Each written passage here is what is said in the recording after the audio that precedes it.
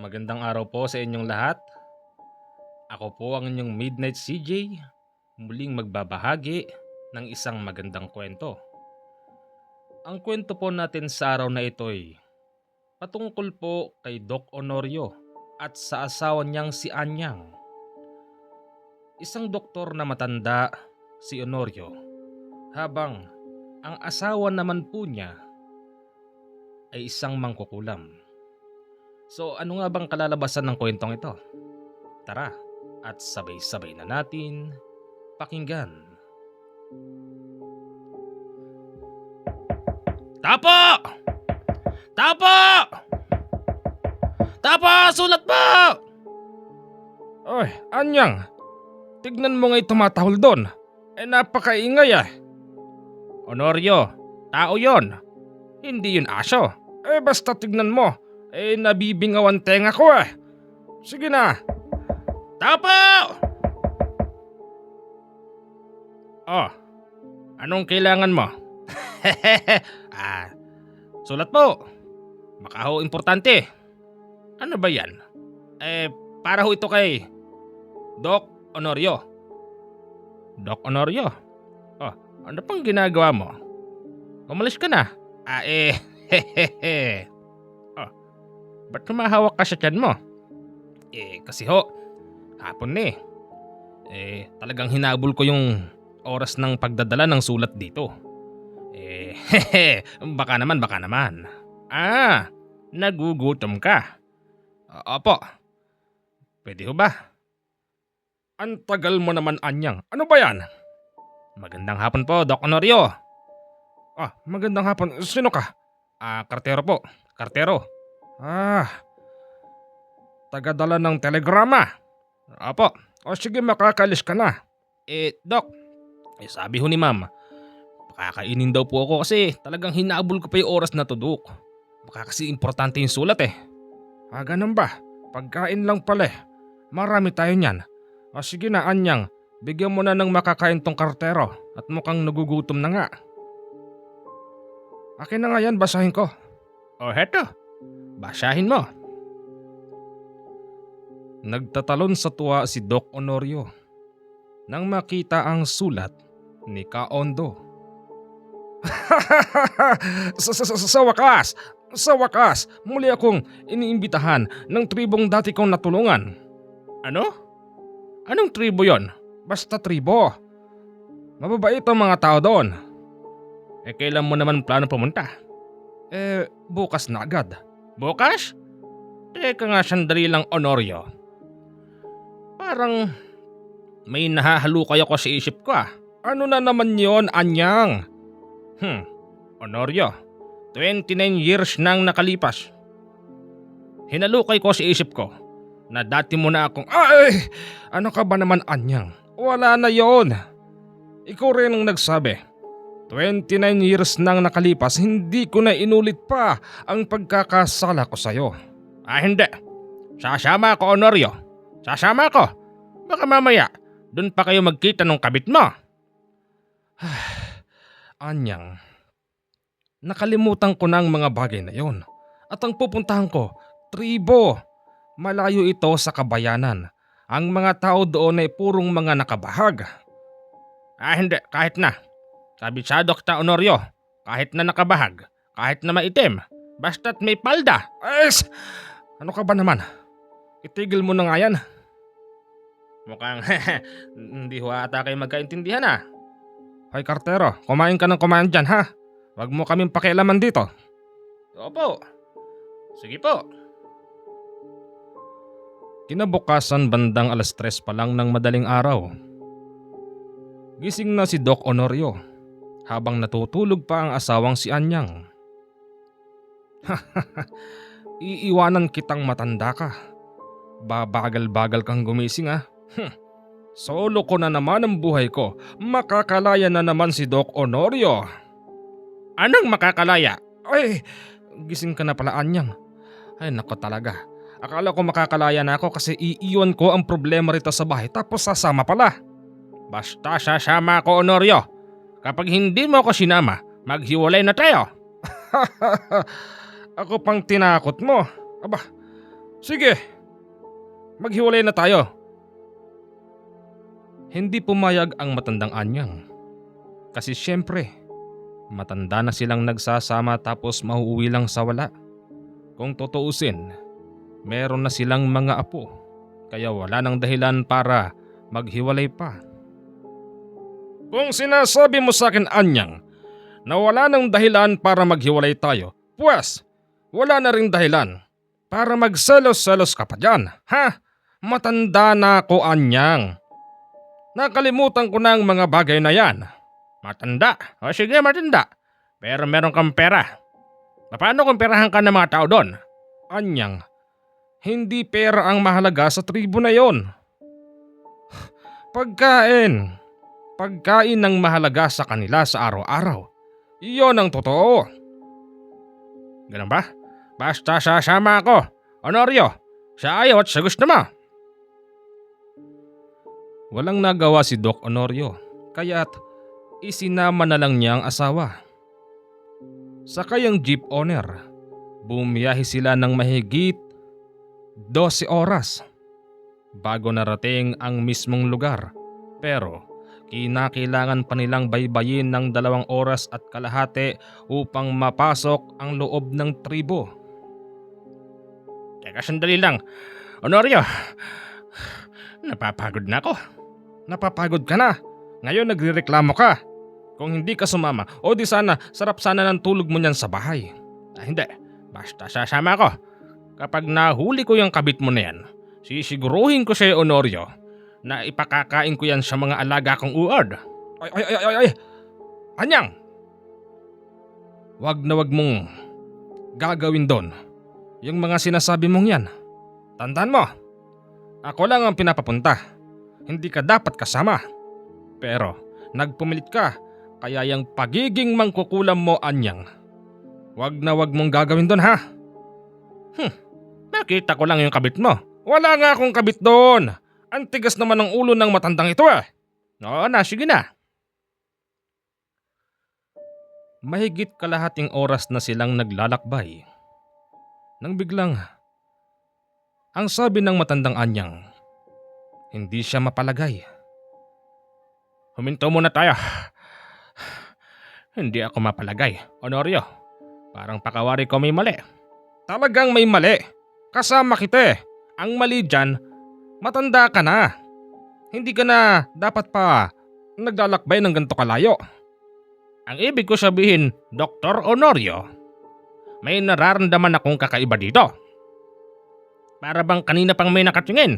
Ayan na naman tayo. Andyan na naman tayo sa mga paduda-duda mo, ha, Anyang? Ang dapat sa'yo, umuwi ka na lang. Nandun naman ang jeep sa ibaba. O hetong susi, umuwi ka na.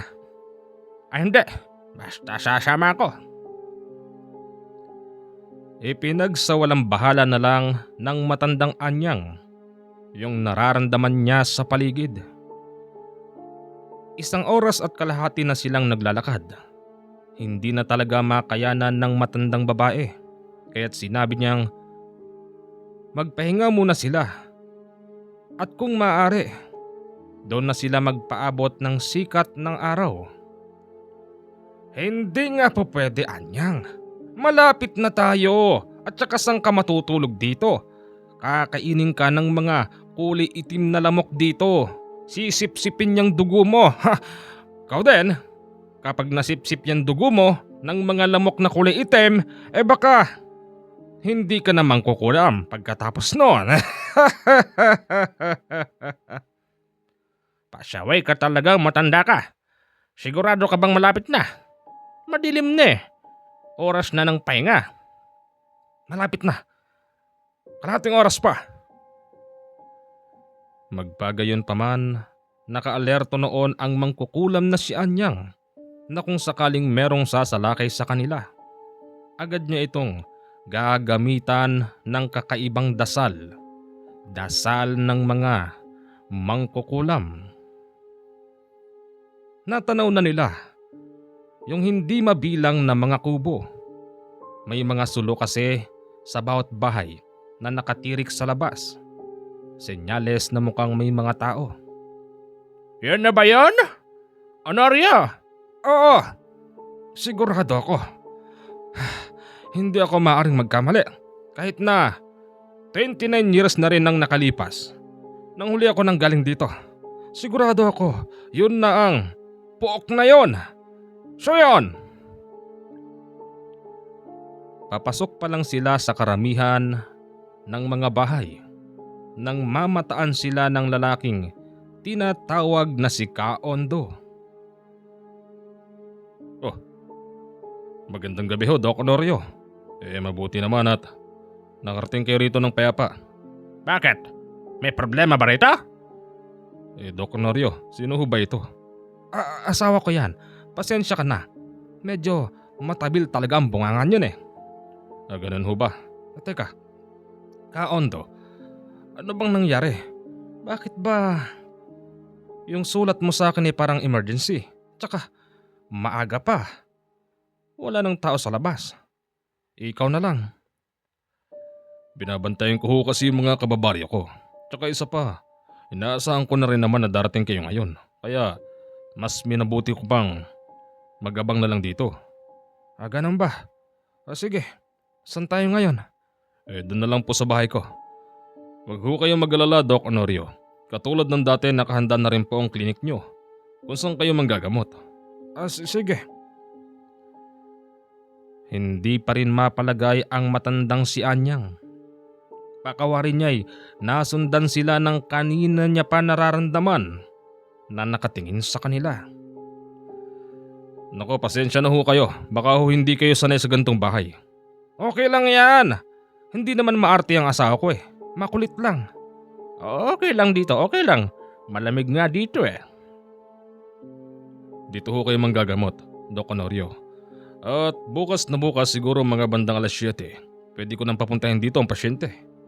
Pwede na. Kahit mas maaga pa ng konti, mas magandang magsimula ng maaga. Pero, Kaondo, gusto ko lang liwanagin. Ano bang naging sakit ng mga tao?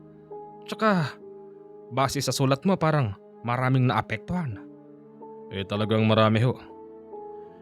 Ayan nyo ho't makikita nyo bukas. Sige. Sa unang gabing pagtulog ng mag-asawang Honorio at Anyang, nakatulog naman ang doktor. Pero ang matandang Anyang halos hindi talaga mapalagay. Bilang isang mangkukulam na merong nalalaman sa lihim na karunungan, kabisado niya ang mga ganong klase ng pakiramdam.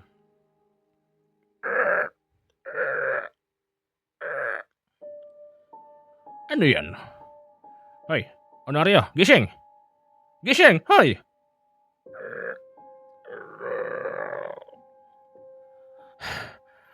Mukhang agresibo ang isang yon. Tignan natin.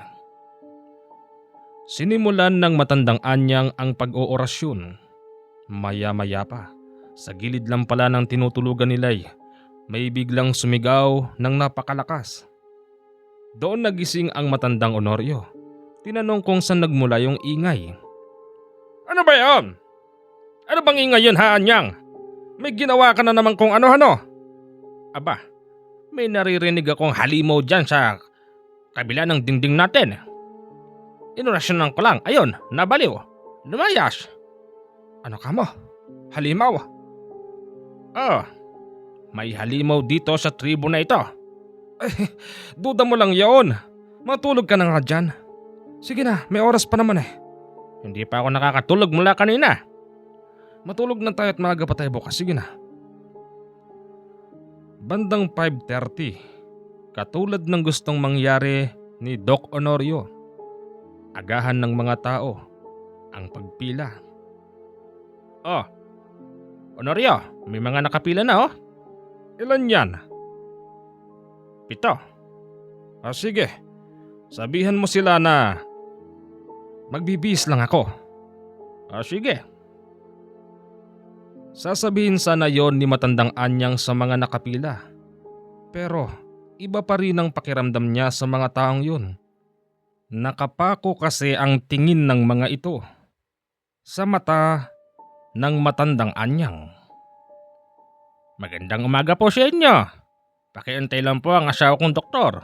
Nagbibihis lang po. Inaasahan ni matandang Anyang na meron man lang isa sa kanila ang babati ng magandang umaga. Pero wala, basta't nakatingin lang ang mga yun sa mata ng matandang Anyang. Maya-maya pa'y nakaramdam ng hilo ang matanda, kaya't pumasok muli ito sa bahay. Nahilo ako. Oh, ano nangyari sa'yo? Bigla akong nahilo. Ay Honorio, duda ako ron sa mga tao na yun. Nakatingin sila sa mata ko. Parang inuorasyonan nila ako, Honorio. Ano ka ba naman, Anyang? Yung paniniwala mo, alisin mo muna. Nandito tayo sa tribong to. Mababaitang mga tao rito. Sinasabi ko sa iyo, Honorio, hindi ako palagay rito sa tribo na ito. O sige na, magpahinga ka muna dyan at titignan ko muna yung mga tao ha. At nang malaman ko rin kung ano bang sakit nila. O sige. Sa klinik nakahiga na yung isang lalaki. Nakita ng matandang Honorio na meron itong pantal sa katawan. Yung tipong parang tinubuan ng butlig tapos nagsugat. Nako! Anong klaseng sakit ito? Hindi naman ito yung bulutong. Buong katawan nito ah. Diyos ko po. Ang napansin pa noon ni Doc Honorio, may kakaibang amoy yung pasyente. Tinignan niya yung iba ng medyo malapitan. Napansin niyang pare-parehas sila ng sakit. At syempre, pare-parehas din ng amoy. Ganito ano, yung sakit mo'y sa palagay ko'y hindi makikita ng aking makinarya. Anyang! Anyang, halika nga rito! Anyang! Nahihilo ako, Honorio. Hindi ko kayang tumayo. Yan na nga bang sinasabi ko eh. Dapat hindi ka na sumama eh. Magandang umaga po. Kaondo, ikaw pala. Nandito na pala mga pasyente. Yan ho ang sinasabi ko sa inyo na tumamang sakit sa mga tao rito. Halos lahat ba ng tao? Hindi naman ho. Mangilan-ngilan pa naman. Ang katunayan po niyan, Dok, hindi pa naman sana namin kayo ipatatawag. Kasi sinubukan din naman naming lunasan ng sakit ng aking mga kasamahan dito. Kaya lang, nang hindi kayanin ng halamang gamot namin, yung mga sakit nila ay mas lalo pang lumalala. Kaya ayun, nagdesisyon na ako na ipatawag kayo rito.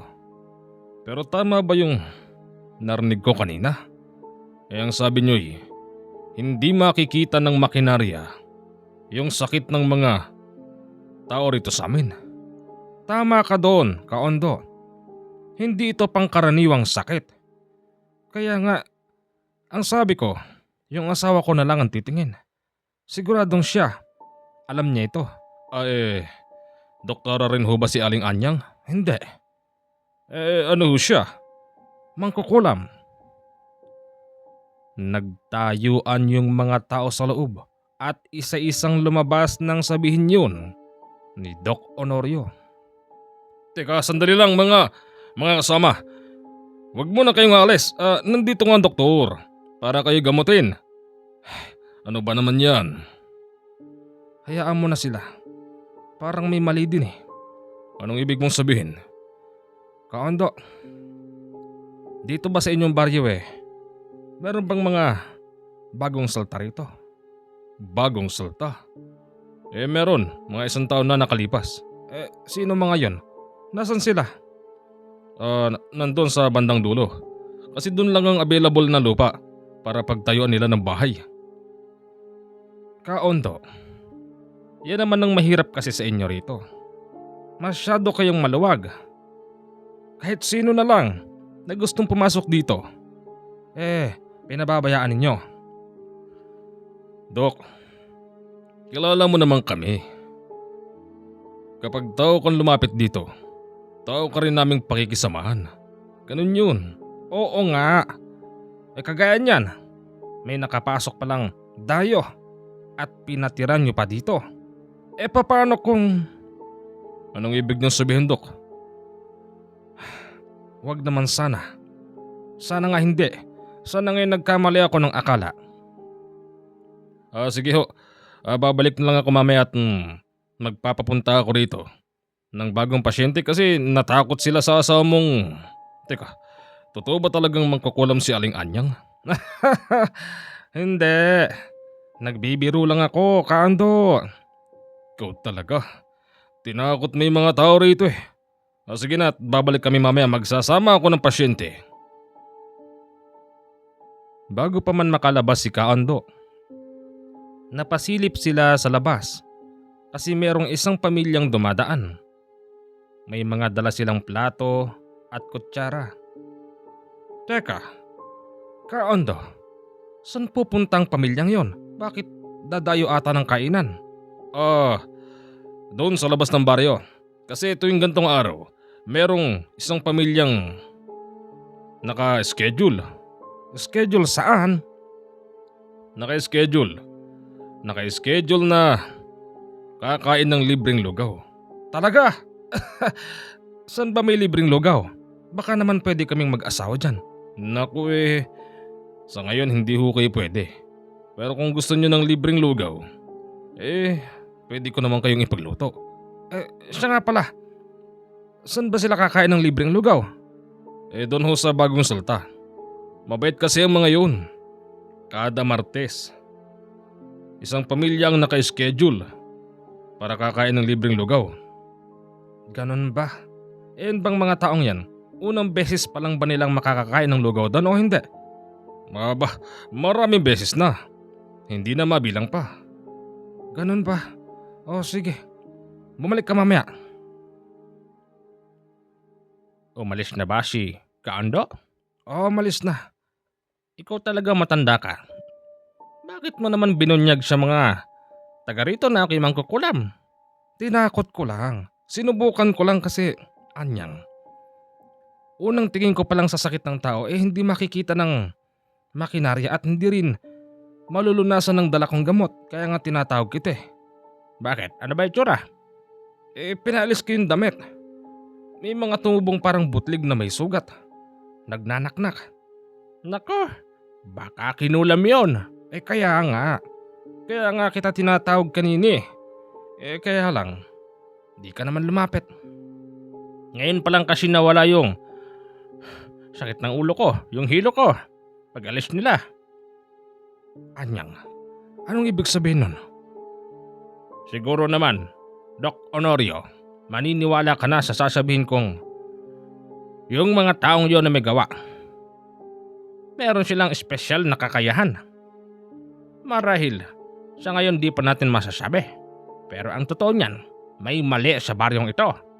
Kaya hanggat maaga pa, Honorio, umalis na tayo rito.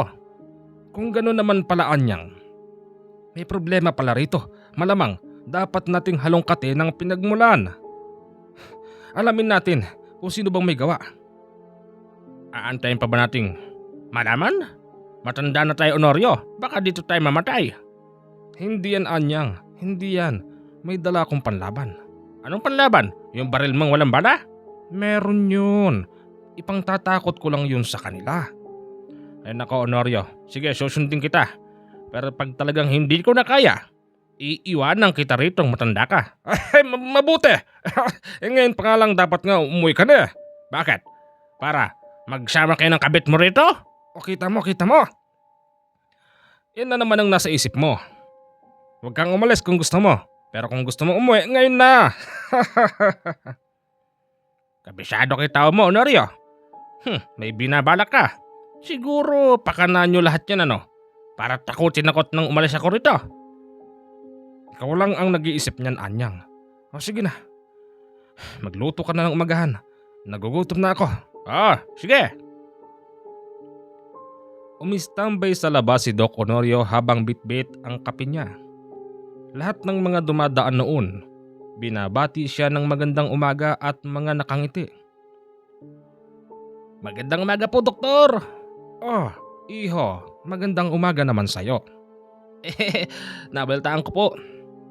Nandito na raw ang tagapagtanggol. Tagapagtanggol? Anong ibig mong sabihin?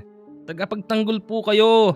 Kasi po, alam niyo Dok, meron pong tumubong sakit sa ibang mga tao rito.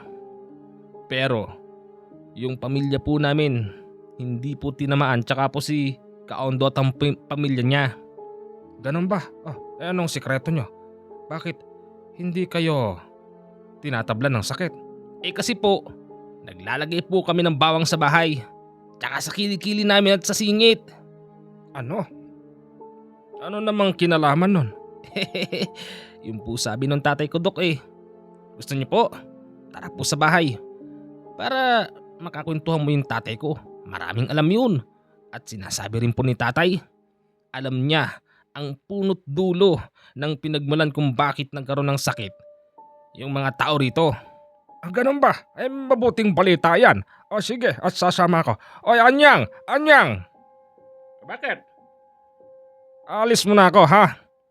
Babalik din ako mga isang oras lang. Sige, bahala ka.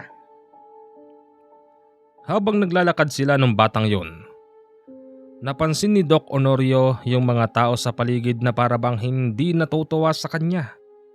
Bagamat binabati ito ng doktor. Tapos ang sabi pa sa kanya ng bata, wag na lang pansinin ng mga yun. Dok, ayun po yung bahay namin. Yan po, tara, pasok na po tayo. Sige, pareha-parehas lang pala mga kubo rito Papasok na sana sa loob si Doc Honorio at yung bata nang biglang sumigaw si Kaondo. Doc Honorio! Anong gagawin mo dyan? Kala ko nandun ka sa inyo. Ikaw pala, Kaondo. Inimbitahan ako ng bata rito sa kanila Ay nako, huwag kang pumasok dyan. Baliw ang nakatira dyan. Paanong baliw? Dok, tara na po. Ayun po si tatay Inaantay na po tayo. Kaondo, sige na. Sumama ka na rin. Hindi. Hindi ako sasama dyan. Nung isang gabi nga lang, nakainom niya ng tuba. Alam mo, muntik niya nang sakta ng pamilya niya. Mabuti na lang at gising pa ako ng oras na yun. Halika na, Dok. Halika na. Mamaya ka na makipag-usap kay Kaondo. Kaondo papasok muna ako. Hindi. Ako nagpatawag sa'yo rito. Halika, bumalik tayo ron sa klinik mo. At ikaw bata, huwag na huwag ko nang makikitang lalapit ka pa rito sa doktor. Mag-iingat na lang ho kayo. Saan? Saan siya mag-iingat? Ha? Halika nga ritong bata ka. Aray ko! Sandali lang ho. Bakit ba sinasaktan mo anak ko ha? Huwag ka makikialam! Itong anak mo, masyadong pasaway. Binibrainwash ng doktor na dinala ko rito upang pagalingin kayong lahat. Bitiwan mo anak ko kung ayaw mo mag-away tayo. Hoy baliw! Alam ko baliw ka. Asikasuhin mo ang pamilya mo. Yang buhay mo, huwag ang sarili namin. Teka. Kaondo, bibitawan may bata't nasasaktan. Bibitawan ko siya ngayon. Huwag na huwag kayong susunod. Halika na, doktor. Halika na! Sige, pasensya na kayo. Kinaladkad si Doc Honorio ni Kaondo papaalis sa bahay na yun. At pagdating sa klinik, humingi naman ito ng tawad. Pasensya na ho kayo. Kailangan ko hong gawin yun. Nasaktan ako sa ginawa mo, Kaondo. Bakit bigla ka nagkaganyan? Ang akin lang naman ho kasi. Dok, ilayo kayo ron sa pamilyang yun. Nakita nyo naman yung asta ng tatay. Makikipag-usap na kahubad. Tsaka, nakita nyo yung nasa tagliran. Itak ho yun. Itak na tinatago sa salawal. Napansin ko nga. Ang sakin lang naman sana, Kaondo, makipag-usap ng maayos. Pasensya na ho talaga. Siya nga pala.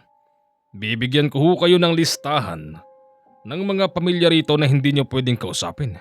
Bakit? Akala ko ba yung maraming tinamaan? Ang hindi tinamaan. Yun po ang ibibigay kong listahan para Huwag na kayo makipag-usap sa mga taong yun. Ganun ba? Kumain na tayo. Teka, ang bilis mo naman bumalik, ha, Honorio? Magandang umaga ho uli. Andyan ho pala kayo. Teka, ano ba nangyari doon? Ano yung lista-listahan na yan? Ano yan? Wala ho yun. Ganun na lang ho. At mamamaya, magpapapunta ako rito ng pasyente. Sige. Binahagi ni Doc Honorio yung mga nangyayari kanina. Ayon sa asawa niyang si Anyang, mukhang wala yata sa ayos ang naging asta ni Kaondo. Nako, hindi lang pala ano yung taong yon. Mukhang mayabang tignan. Mukhang may mali talaga. Iniiwas ka sa mga taong gusto mong kausapin, bakit? Yun ang nga hindi ko maintindihan. Basta ang sinasabi niya ay baliw daw ang pamilyang yon. Nako po, Dr. Honorio, sinasabi ko sa'yo, ayan ka na naman eh. Duda ka na naman, palagi na lang. Sige, basta tignan natin. Hindi pa man tapos kumain ng mag-asawa. Kumatok na ang pinakaunang pasyente. Magandang umaga po. Magandang umaga. Diyan ka muna, kumakain pa kami. Halika, samahan mo kami. Ano ka ba? May sakit yon. May pantalo. Baka mahawahan tayo. Hindi yan. Siya nga pala, Anyang. Bigyan mo ako ng langis mo mamaya ha. Sige. Habang kumakain silang mag-asawa, pinagmamasdan sila nung lalaki. Hindi mo naman mababaka sa mukha nito na meron siyang iniindang sakit. Nakangiti pa kasi yun na para bang may gustong sabihin. Oy, Honorio, ito yung langis ko ha. Mag-iingat ka. Sige. Iho, magandang umaga uli. Hindi ka yata kasama ron sa mga unang pumila kanina? Hindi po. Doc, pwede na ba ako mahiga rito? Pwede na. Maghubad ka ng damit mo. Nang makita ko yung mga pantal-pantal mo sa katawan. Sige ho. Pinadapa ni Doc Honorio yung lalaki. Parehas na parehas din sa mga sakit ng mga naunang nagpunta kani-kanina lang. Naglagay siya ng langis sa kanyang palad at hinagod sa likod ng lalaki. Nung una okay lang at walang reaksyon. Pero mga ilang minuto tumayo yung lalaki at nagsisisigaw. Sabay dampot sa damit at nagtatakbo papalabas. Anong problema mo? Bumalik ka rito, kaibigan. Bumalik ka rito at ginagamot kita. Hindi na. Ayoko. Papatayin mo ako. Anong problema nun? Anyang, bakit nagkaganon yon? Kaunti pa. Mabubuo na talaga ang hinala ko. Nakarating kay Kaondo ang nangyari. Nagalit ito kay Doc Honorio. Sinabihan siya ng kung ano-ano.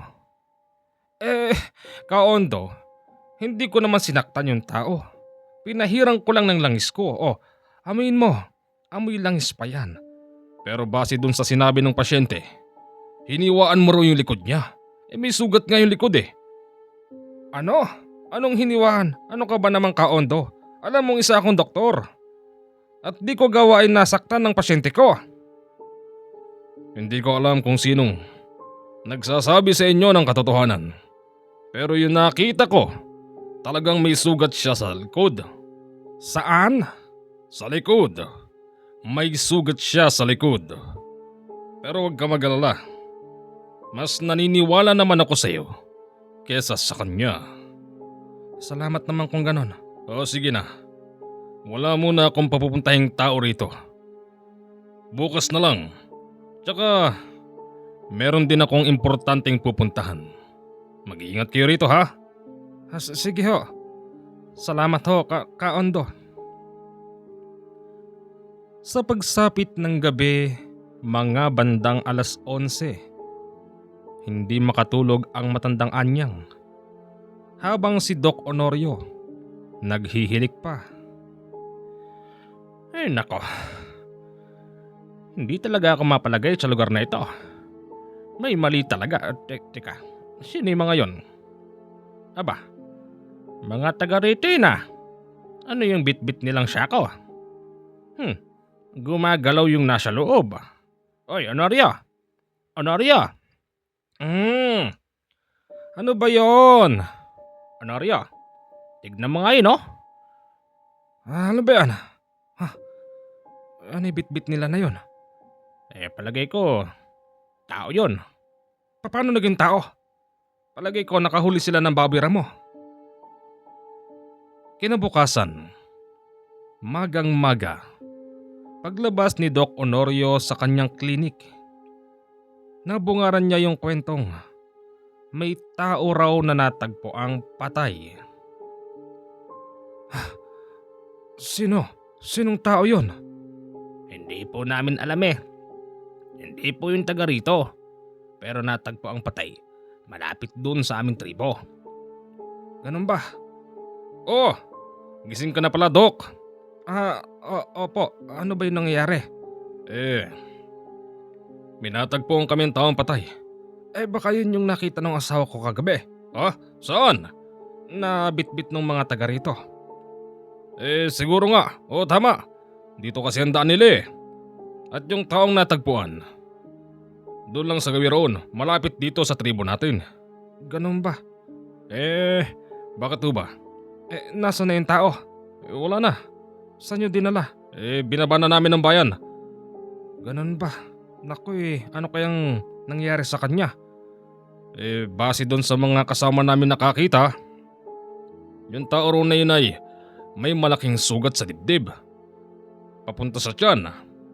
Babae ba lalaki? Lalaki. Sa palagay ko'y yun yung mga mahilig na nagkakamping. Nagkamali sila ng pinuntahan. Hindi nila alam yung gubat na papasok dito may mga mababangis na nabubuhay na hayop. Ganun ba?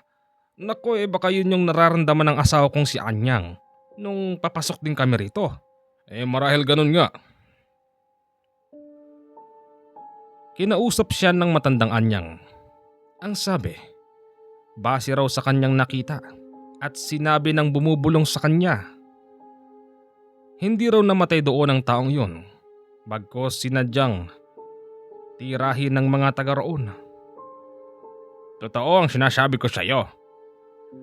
Maniwala ka sa akin. Hindi namatay doon dahil sa mababangis na hayop. Taga dito ang gumawa nun. Ay naku Anyang, tumigil ka na nga. Sinabi ko sa iyo, huwag mong gagamitin dito yung pagiging mangkukula mo.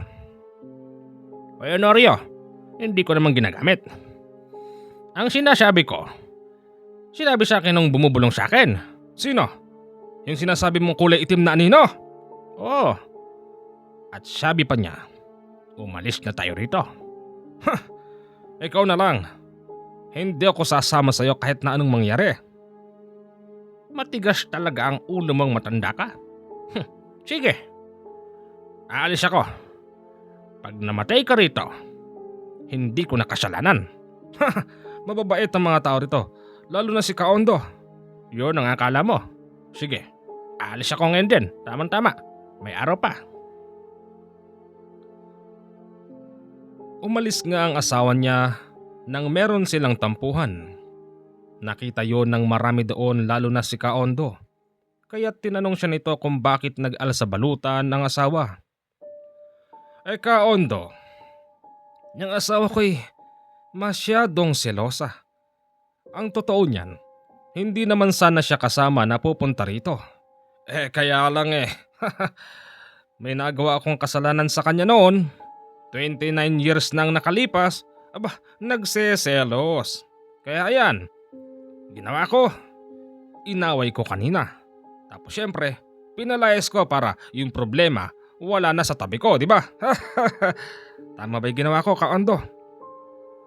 Tama ka ng ginawa. Magaling ang ginawa mo.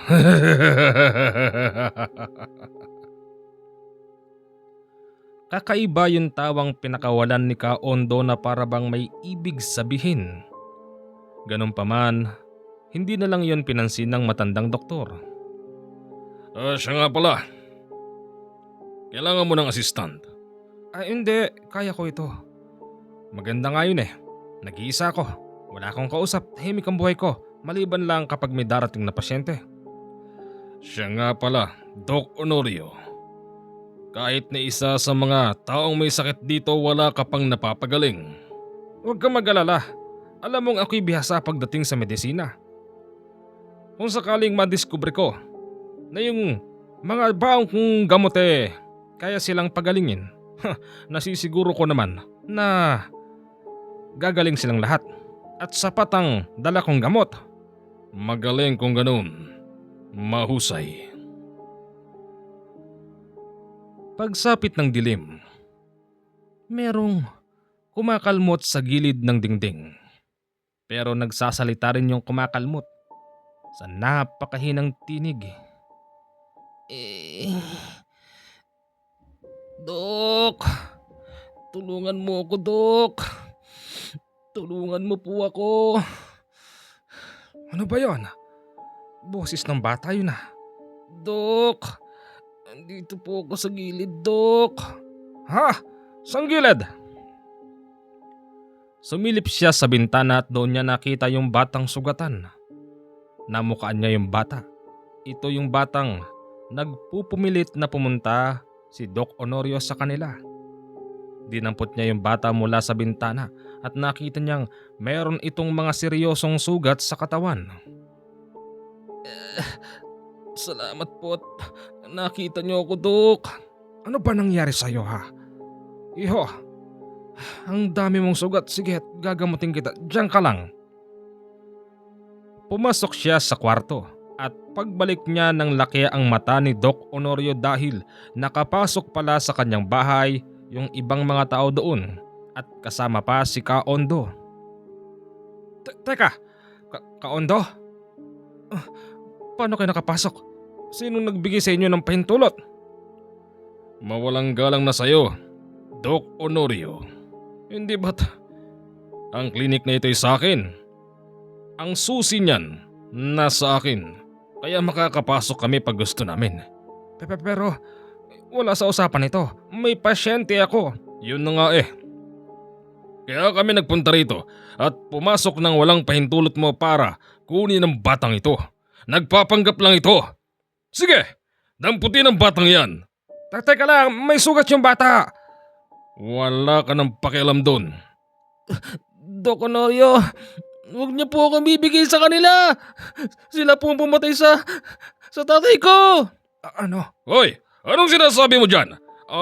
Doc Honorio, pasensya ka na. Kami nang bahala sa batang baliw na ito. Pag-alis ng mga yun, napapaisip si Doc Honorio. Lalo na ron sa huling sinabi ng batang sila raw ang pumatay sa tatay niya. Anong nangyayari? Bakit ganun? Meron bang hindi sinasabi sa akin si Kaondo? Kawawa naman yung bata. Para sampat naging doktor ako. Nilapitan ako ng bata para gamutin yung mga sugat niya, pero anong ginawa ni Kaondo at ng mga tao na yun? Hindi tama. Hindi tama ito. Imbis na bumalik sa higaan, ang doktor, mas pinili niyang lumabas. Nagsuot siya ng purong itim upang hindi siya mapansin ng mga tao doon. Lumakad siya papunta sa bahay ni Kaondo at doon dinig na dinig niya kung paano saktan ng mga tao ang batang sugatan. Ikaw batang makulit ka, hindi ba pinagbawalan na kita? Tama na po. Hindi naman po ako lalaban Sinabi ko sa iyo na huwag kang pupunta sa bahay ng doktor. Ha? Etong sa'yo. Huwag po. Ganon? Ganon palang ginawa niyo sa bata? Teka, Dok, bakit nandito ka? Ha? Kaondo, akala ko na may pinakawalan niyo yung bata. At bakit niyo pinipigil yung bata pumunta sa akin? Ano bang nangyayari? Sabihin niyo naman sa akin Dok, tumahimik ka! Dok, ano? Ang sabi ko tumahimik ka! Sa harapan mismo ng doktor, Makita mo, may mangyayari sa'yo. Kaondo, ano bang nangyayari? Sabihin mo sa akin, ano ba yan? Kaya ayaw namin palapitin ng batang to. Di ba nga ito yung may tatay na baliw? Pero sinabi ng bata na kayo raw ang pumatay sa tatay niya. Totoo yun, totoo yun, Dok. Yung sinasabing lalaki na tagpuang patay sa malapit dyan, sila po may gawa noon. Dahil sa nasabi na yun ng bata, nagbago na ang paningin ni Doc Honorio sa mga tao. Meron siyang baril noon sa kanyang tagliran. Binunot niya yon at itinutok sa mga tao. Sandali lang, Doc. Ano ba nangyayari sa'yo? Ibaba mo yan. Hindi! Hindi ko ito ibababa. Ibigay mo sa akin yung bata. Halika, halika. Nang mahawakan niya yung bata, lumabas sila nang hindi nagsasabi at lahat ng nagtatangkang lumapit tinututukan niya ng baril. Doon po tayo sa bahay. Ligtas po tayo doon. Pagdating naman sa bahay, totoo nga, nakaburol doon yung tatay ng bata. At ayon sa asawa, ang pumatay daw sa asawa niya walang iba kung hindi sa pangunguna ni Kaondo at ng ibang mga kalalakihan doon. Ginawa daw yon para pigilan sila sa pagsasalita. Totoo po yun. Dito sa lugar namin, kami lang ho ang naiiba dito. Anong ibig mong sabihin? Anong naiiba? Dok, kami po ang bagong salta rito. Kami po yung nagpapakain ng lugaw tuwing Martes sa mga tao. Dok, ang tatay ko po ay isang mag-aanting. Kaya po nila sinasabihang nababaliw kasi nakikita po nila si Itay na nandun mismo sa taas ng puno at nagdarasal nagpapakain ng mga alaga niya. Ganun ba? Opo. Bakit naman kayo pumunta rito? Isang pamilya pa. Alam niyo bang delikado rito? Alam niyo ba yun bago kayo lumipat dito? Alam po namin yun. Kaya lang kami po ng anak ko ang nagpumilit na sumama sa asawa ko. Alam po namin delikado pero hindi po namin siya maiwan. Bakit? Bakit di mo maiwan? Alam mong delikado. Dok, ang tatay ko po isang mag-aanting. Inutusan po siya ng albularyo na tumira dito para magmanman. Teka. Bakit? Anong mamanmanan? Aswang po mga tao rito, Dok. Nang laki ang mata ni Doc Honorio sa sinabi ng bata. Paano na naging aswang ang mga tao doon? Samantalang matagal na panahon na rin ang nakalipas nang huli siyang manggaling doon at napatunayan niyang hindi naman daw aswang ang mga tao sa lugar na yun. Imposibleng sinasabi mo. Hindi aswang ang mga tao rito. Baka naman hudok, di nyo lang alam ang mga nangyari. Ayon kay Itay, noong araw talagang ang mga tao dito mababait, hindi po nananakit. Totoo po yun, di ba, Nay? Oo, at kaya pinili po ng asawa ko na tanggapin ang mission na to kasi yung nag-utos po sa kanya di hamakan taas noon at bibigyan daw siya ng isang malakas na gamit. Bakit nga sumama pa kayo? Delikado. Hindi na dapat kayong sumama kasi kagaya niyan ay na ang nangyari. Teka, parang nariyan sila sa labas. Maya-maya pa lumabas si Doc Honorio. Nakita niyang nakapila ang mga lalaki. Galit. Tapos may mga hawak na mga pambambo. Anong ibig sabihin nito? Ha? Lumabas ka rito. Mag-usap tayo. Mag-usap? Tungkol saan ang pag-uusapan natin? Mag-usap tayo. Ipapaliwanag ko sa iyo kung sino mga taong yan. Kaondo, nung huling nanggaling ako rito, matagal na panahon na ang nakalipas. Napakatitino nyo rito. Ano nangyari? Bakit kayo nagkaganyan? Bakit kayo naging aswang? Bakit? Aswang? Anong sinasabi mo? Alam ko na kung sino kayo. Kaya pala pinatay nyo yung lalaki ritong tinatawag nyong baliw dahil ayaw nyong magsalita siya. Na-brainwash ka na agad ng mga taong nakatira dyan? Hindi mo man lang pinakinggan ang panig namin. Ha? Tumabi po kayo dyan, doktor. Etong sa inyo! Binato sila ng bata ng asin. Nagpulasan ng mga yon pero yung tinamaan, agad na umusok ang balat. Doon nga napatunayan ni Doc Honorio na totoo ang sinasabi ng pamilyang yon. Naaswang nga sila pero magpahanggang sa oras na yon, tila ba tulala pa rin ang doktor dahil paano nangyari? Paano sila naging aswang? Yon ang paulit-ulit na sinasabi ni Doc Honorio sa sarili niya. Doc, dito po tayo sa ilalim ng mesa. Anong gagawin natin dyan? Maliligtas ba tayo ng mesa? May daan po rito. Hinukay po namin ito sa loob ng ilang taon. Paano itong hindi po nila magagalaw ang katawan ni Papa? Sigurado po ako. Tumakas noon si Doc Honorio. Sumunod siya sa magnanay. Ang exit pala noon, medyo may kalayuan. Habang papalayo siya sa lugar, narinig ni Doc na merong umaangil na ibon. Pagtingin niya sa taas, bilog pala ang buwan at sinusundan na siya ng mga taga roon. Yung magnanay naman, naglingid lang sa puno. Tapos biglang nawala na siyang ipinagtataka ng doktor. Nasaan ni mga yon? Asan na kayo? Bakit bigla kayo nawala? Nagpatuloy sa pagtakbo ang doktor hanggang sa makarating siya sa isang maliit na batis. Naisip niyang kung lulubog ba siya sa tubig, hindi na kaya siya maaamoy ng mga aswang? Ginawa nga ito ng doktor, pero narinig niyang papalapit ng papalapit yung maraming humahabol sa kanya. Sana hindi nila ako makita. Nariyan lang yon. Sigurado ako. Naaamoy ko siya. Hanapin niyo.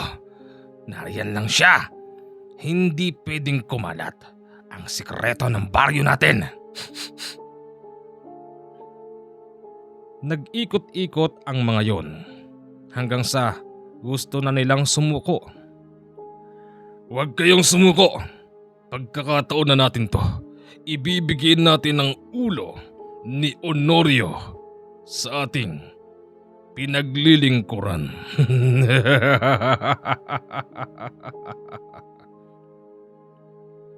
Ibig sabihin, mayroon pa palang pinaglilingkuran ng mga ito. Magpagayon pa man, hindi siya nakita ng mga yon. Pag-alis ng mga ito, umahon ang doktor. Hindi ako talaga makapaniwala. Paanong nangyaring naging aswang sila rito at sino ang tinutukoy na pinaglilingkuran? Sa totoo lang, walang kakayanan si Doc Honorio na katulad ng sa ganun sa kanyang asawa. Kaya't labis din ang pagtataka niya kung bakit hindi siya nahagilap ng mga ito. Samantalang yung ulo niya ay nakalitaw sa ibabaw ng tubig para siya'y makahinga. Pero madilim, ganun pa man kahit na madilim alam niyang makikita siya ng mga aswang. Paano nangyari? Hindi nila ako nakita.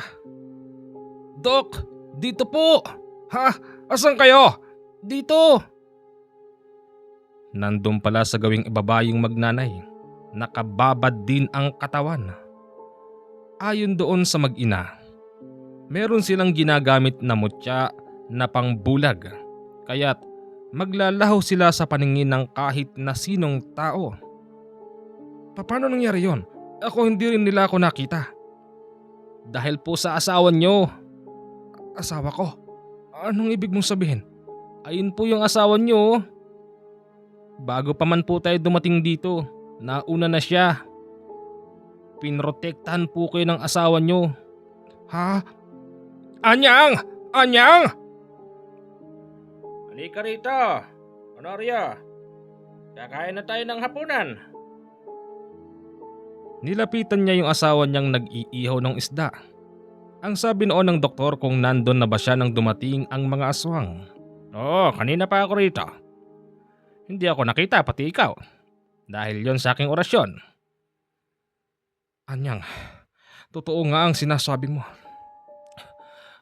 Aswang sila. Oo, alam ko. At di rin naman totoong umalis ako. Nandiyan pa rin naman ako. Binabantayan pa rin kita, Honorio. Salamat sa pagiging mangkukulam mo. Kasi nailigtas mo ako. Wag mo nang isipin yon. Yung lalaking natagpuan na sinasabi nilang patay, asawa yung babae na yan. Nakipaglaban yon sa mga aswang. Natalo. Napagtulong-tulungan. Teka, yung katawan ng tatay mo, paano yon? Dito ay napaisip yung nanay. Paano kung kainin pa ng mga ito yung katawan ng lalaking patay? Sa palagay ko hindi nila gagawin yun. Alam nilang ang katawan ni Itay kahit siya'y patay na may mga nakabaon na mutya dun. Tsak malulusaw sila pag ginawa nila yun. Ganon ba? Wala akong alam sa mga mutya-mutya na yan. Anong plano mo ngayon, Honorio? Huwag mo sabihin babalikan mo pa yung mga gamot mo doon. Kailangan. Importante ang mga yun. Alam mo namang mamahalin yun eh. Mas mahal pa ba yun kaysa sa buhay mo? Anyang, nagpapasalamat ako kasi hindi mo ko iniwan. Ganito, tulungan mo ko. Balikan natin yung klinik ko doon. Kukunin ko ang mga gamot ko. At pagkatapos nun, aalis na tayo. Sa palagay mo ba? Kapag nakalis tayo rito, hindi nila malalaman kung nasan tayo? Kung ang mga mangkukulam na kagaya ko, meron din kaalaman. Pwede sila din. At narinig ko kanina, meron daw silang pinaglilingkuran. Sigurado, yung pinaglilingkuran nila na yon, Honorio. Yun ang dahilan kung bakit naging aswang ang mga tao rito. Hindi ba ikaw din ang nagsabi? Matagal na panahon nang lumipas na hindi naman aswang ang mga tao rito. Kaya nga, nagtataka ako. Sige ganito, kayong mag-ina, siguruhin yung makukuha nyo ang katawan ng asawa mo, ha? Opo, tutulong ako, inay. At kami naman, kukunin namin ang mga mahahalaga doon sa klinik ng asawa ko. Mag-ingat po kayo. Kaya ko ang sarili ko. Sige na, lumakad na kayo. Unang ibabahagi natin ang kwento nung magnanay nang balikan po nila yung katawan nung asawang namatay. Nay, sigurado ba kayong gumagana pa rin yung sa bulog natin na binigay sa atin ni Itay? Oo anak, pero kinakabahan ako eh. Parang pakawari ko na kahit nasa atin ang sabulag. Siguro naamoy pa rin nila tayo. Nararamdaman pa rin nila tayo. Nandito lang tayo sa paligid. Ay, sinasabi ko na nga bang babalikan nyo ang katawan ng tatay nyo? Hindi ko man kayo nakikita. Pero naaamoy ko kayo. Naririnig ko ang yabag nyo.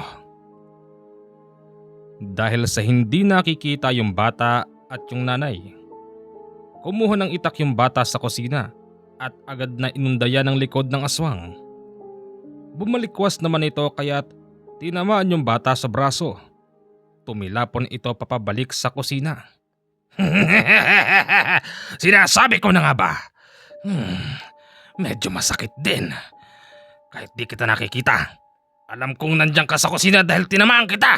Humanda ka sa akin. Pasugod na yung aswang sa bata nang biglang bumangon ang patay na katawan ng tatay nito. Sinikmuraan niya yung aswang, sabay-sabing, "Hindi mo sila pwedeng galawin! Bitawan mo ko! Bitawan mo ko! Paano?"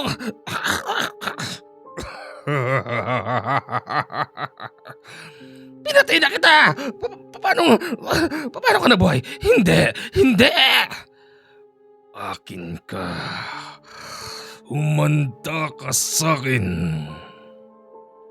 Nang lalaki yung mata ng nanay tsaka ng bata, papanong nabuhay yung asawa. Tumingin ito sa kanila. Kapansin-pansin na purong itim lang ang nasa mata. Inay, hindi na yan si Itay. Sigurado ako. Tumakbo yung magnanay papalayo. Hinayaan na lang nila doon yung katawan ng asawa niya. Pumunta sila sa batis kung saan pwede silang muling magtago. Inabutan nila doon ang mag-asawang Honorio at Anyang. Bit-bit na yung mga gamot. O ano pa nangyari sa inyo? Nakuha nyo na ba yung mga kailangan nyo? Nakuha na namin. Teka, asan yung katawan nung asawa? Bigla ho siyang nabuhay. Ano? Paano nabuhay? Kaya lang po, kulay itim na yung mata niya. Parang hindi na po siya si Itay. Yung mananakit sa akin na aswang, hinarang niya. Sinikmuraan tsaka sinakal. Pero dudo talaga ako. Palagay ko, Inay, hindi na yun si Itay. Sigurado yon. Baka yung katawan ng tatay mo bata, nakuha na nila. Hindi naman ho siguro. Siguro talagang meron lang sumanib sa katawan ng asawa ko para ipagtanggol kami. Tsaka iba na po yung boses niya. Kung ganon, makakaalis na tayo. Ano po ba nangyari doon sa pinuntahan nyo? Wag mo nang tanungin. Basta, tara na. Habang nakikipag-usap si Doc Honorio sa magnanay, napansin ng bata na bakit hindi yata ito tumitingin ng mata sa mata. Naglakad na sila papalayo sa batis at nang matapat sila sa isang malaking puno, ang sabi ni Anyang iihi daw siya. Pumunta ito sa likod ng isang malaking puno at pumunta rin doon yung nanay ng bata para umihi din. Kaya lang, ang nangyari, sinakal ni Anyang yung babae. Bakit ho, Aling Anyang? Napakadali niyong utuin. Yun ang totoo.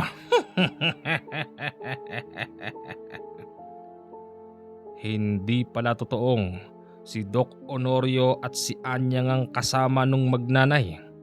Maging yung bata sinakal nung nagpapanggap na Doc Honorio.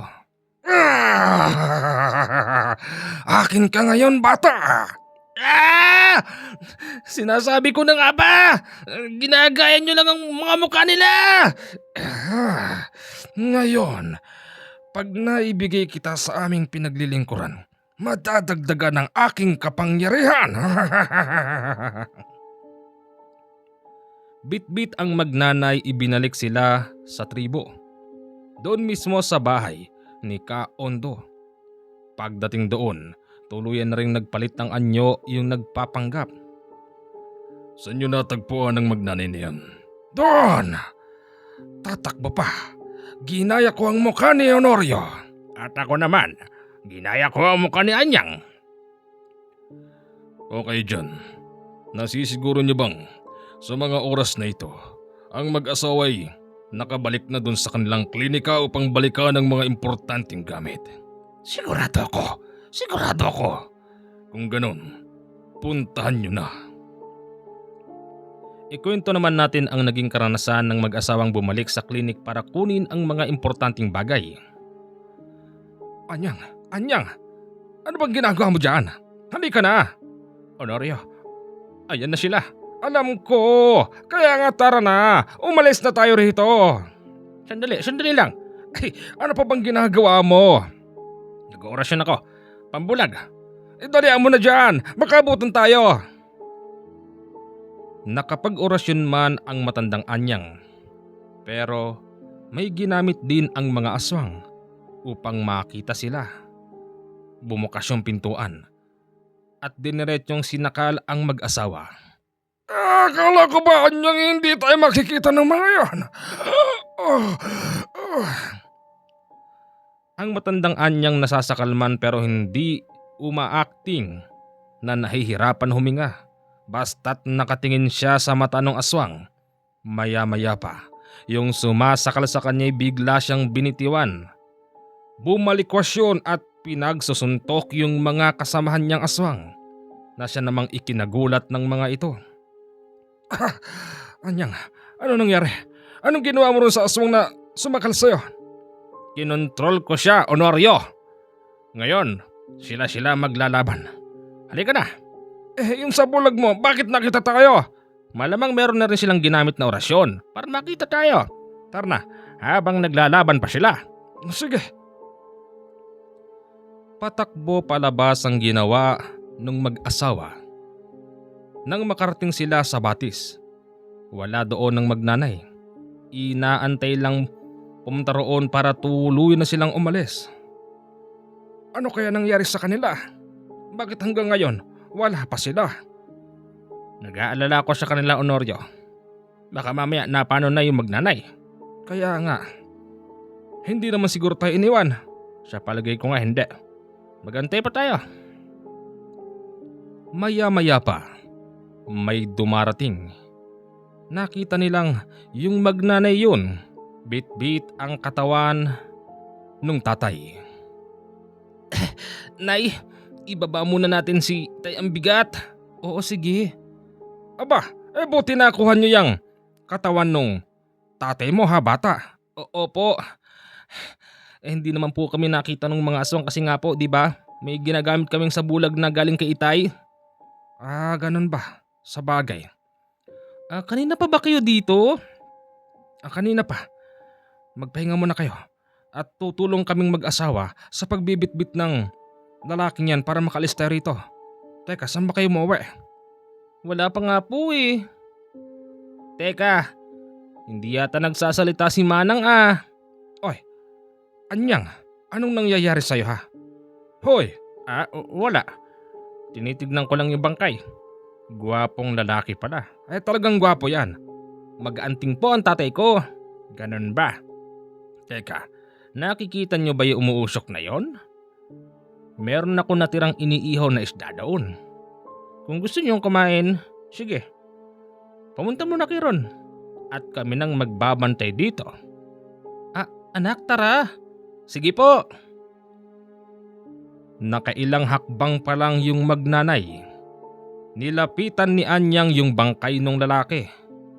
May ipinatak ito papunta sa bunganga ng lalaki. Maya-maya pa bigla itong bumangon at sa pagbangon niya sinalakay yung magnanay. Ano nangyari? Anong ginawa mo? Hindi sila yan, Honorio. Aswang yung nakahiga. Aswang din yung bata at yung nanay nagpapanggap lang. Ganon. Dahil sa kontrolado ni Tandang Anyang yung nagpapanggap na patay, mabilis niyang napatumba yung nagpapanggap na bata at nanay. Tapos, inutusan siya ni Tandang Anyang na bumalik sa tribo at alamin kung nandoon pa ba ang totoo na bata at nanay. Mga ilang minuto lang ang nakalipas. Bumalik na yung aswang na kontrolado ng mangkukulam. Ano?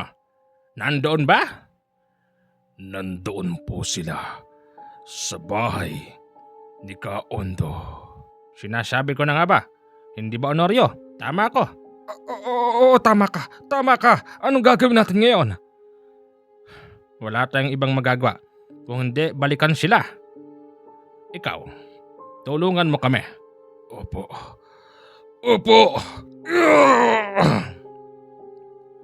Halatang gusto ring kumawala ng aswang sa pangungontrol sa kanya ng mangkukulam na si Anyang. Ganon pa man, kapag muli niyang sinubukan yon, tutuluyan na siya ng matanda.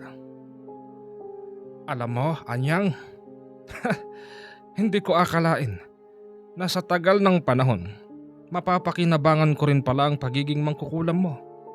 Bagamat nung nililigawan pa lang kita ay alam kong isa ka ng mangkukulam. Pero, hindi naging balakid yun para pakasalan kita. Pinatunayan mo naman sa akin na kahit na ika-isang mangkukulam, kaya mo naman pumasok sa simbahan. Hoy Honorio, wag mo nang ibalik pa ang nakaraan. Kunin na lang natin doon ang magnanay. Oh, sige na. Asa na ba yung aswang na kontrolado mo? Nauna na. Nang makabalik na sila ng tuluyan sa tribo, tila ba nakahanda ng lahat. Tapos yung aswang na kontrolado ng mangkukulam, patay na. Nakahilata na ito sa lupa at duguan. Kaunta! Ibigay mo sa amin ng magnanay. Sila lang ang kailangan namin. Pabayaan nyo na kaming makaalis. Ipinapangako ko sa inyo, hindi na kami babalik dito. Ipinapangako ko rin sa inyo na talagang hindi na kayo makakabalik dito dahil sa gabing ito. Sunod-sunod, sabay-sabay na kayong mamamatay. Tignan natin kung kaya nyo. Sa pagsugod sa kanila ng maraming aswang, orasyon lang ang itinapat ng mangkukulam na si Anyang, habang si Doc Honorio pinutukan yung mga aswang. Unang pinutukan ni Doc Honorio yung mga aswang na may hawak sa bata at sa nanay.